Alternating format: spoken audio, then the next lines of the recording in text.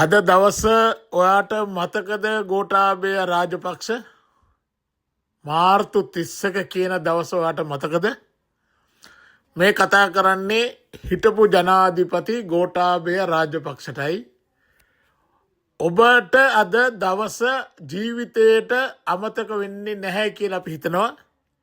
මාර්තු 31 2020 මාර්තු 31 තමයි ඔබ මේ රටේ කරපු ලොකුම අපරාධය කරේ.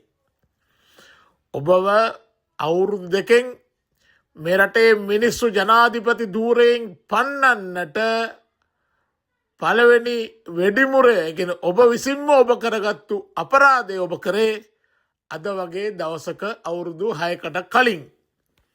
ඒ කියන්නේ මේ රටේ මුස්ලිම් ජනතාව ඒ කියන්නේ 2020 කොරෝනා වෛරසය වැළඳී කොවිඩ් එක වැළඳීමෙන් මියගිය පළවෙනි මුස්ලිම් පුද්ගලයාව ඔබ කිසිම අනුකම්පාවකින් තොරව කිසිම අනුකම්පාවක් නැතුව ඔබ පුච්චලා දැම්මා. ඒ කියන්නේ බලහත්කාරයෙන් ආදාහනය කළා. මුළු ලෝකයම එපා කියද්දී ලංකාවේ විතරක් නෙමෙයි මුළු ලෝකයම එපා කියද්දී ලෝක සෞඛ්‍ය සංවිධානය එපා කියද්දී ඔබ දරදඬු ඔබගේ දරදඬු හිත ඔබ එදා ඔබගේ එම දරදඬු තීරණය ඔබ ක්‍රියාත්මක කරා. ඔබට 2019 ජනාධිපති වර්ණයේදී මේ රටේ මුස්ලිම් ජනතාව ඡන්දය දුන්නේ නැතයි කියන එම පලිය ඔබ ගත්තේ මේ වගේ දවසක තමයි පටන් ගත්තේ. අදට අවුරුදු 6කට කලින් 2020 මාර්තු 31 මීගමුවේ අර නැතිවෙච්ච පළවෙනි කොරෝනා මරණය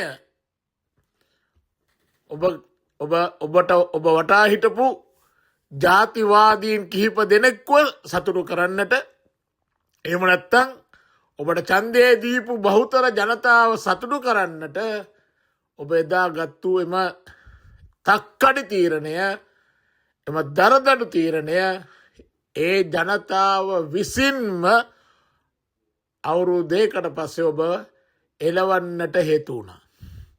ඊට පස්සේ ඔබ පොත් ලියලා වැඩක් නැහැ. ඔබ කුමන්ත්‍රණය කරලා ජනාධිපති ධූරයෙන් එලවල දැම්මා. එහෙම නැත්නම් ඔබ ඊයේ පෙරේදා අසංකාබේ ගුණසේකරට එයාගේ පොතට කියලා තිබුණා ඔබව ජනාධිපති ධූරයෙන් පන්නන්නට එහෙම නැත්නම් ඉවත් කරන්නට එලවන්නට දායක වුණේ බටහිර රටක් කියලා. ඒ කියන්නේ ඇමරිකා එක්සත් ජනපදයේ කියලා ඔබ ඊයේ පෙරේදා අසංකාබේ ගුණසේකරට ඔහුගේ පොතට ඔබ කියලා තිබ්බා. කවුරුත් ඕනේ නැහැ ගෝඨාභය මහත්තයෝ. ඔබ එලවන්න කවුරුත් ඕනේ නැහැ. ඔබ කරපු මේ අපරාධය තමයි ඔබට පාරාවලල්ලක් උනේ. ඔබ කරපු මේ අපරාධය ඔබට මතක ඇති දින 20ක එම බිලිඳු ළමයා දින 20ක එම බිලිඳු ළමයා පවා ඔබ නිකන් අතහැරියේ නැහැ. පුච්චලා දැම්මා. ඒ මිනිසුන්ට ඒ දෙමව්පියන්ට මොන තරම් වේදනාවක් ගෙන දෙන්නේ නැද්ද ඒක? ඒ නිසා ඔබට කවදක්වත් මේ රටේ මුස්ලිම් ජනතාව මේ රටේ සමස්ත ජනතාව බහුතරයක් ඊට පස්සේ තේරුම් ගත්තා ඔබ කරපු ඒ වැරද්ද. ඔබ ඒක ඕනෑ කමින්ම කරා හිතා මතාම කරා. ඔබගේ ජාතිවාදී හැඟීම ඔබ පිට කරා.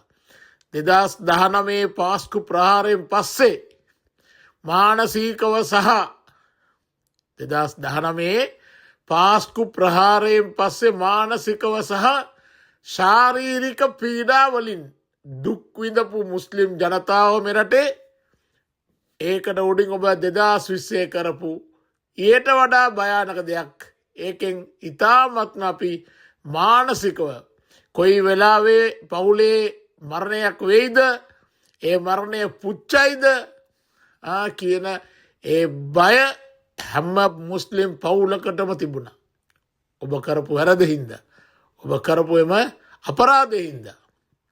නිසා ගෝඨාභය මහත්තයෝ ඔබට කවදක්වත් මේ කරපු අපරාධයට අද වගේ දවසක අවුරුදු 6කට කලින් මේ කරපු අපරාධයට කවදක්වත් ඔබට මෙරටේ මුස්ලිම් ජනතාව විශේෂයෙන්ම සමාව දෙන එකක් නැහැ. ඒ වගේම අපිට ඒක අමතක කරන්නෙත් නැහැ. අපි ඒක අමතක කරන්නෙත් නැහැ. අමතක වෙන්නෙත් නැහැ. ඔබට ඒක තමයි කරපු එම අපරාධය තමයි ඔබට පඩිසන් දුන්නේ. ඒක තමයි ඔබට පාරාවලල්ලක් වුණේ. එහෙම නැතුව ඇමරිකාව හරි බටහිර රටවල් හරි ඕනේ නෑ ඔබ ජනාධිපති ධූරයෙන් එලවන්නට. ඒ කරපු අපරාධය ඔබට පඩිසන් දුන්නා. මීට පස්සේ හරි මේ ගැන හිතලා ප්‍රසිද්ධියේ කවදා හරි ඔබට දැනුණා නම් කනගාටුව සමාව අයදන්න.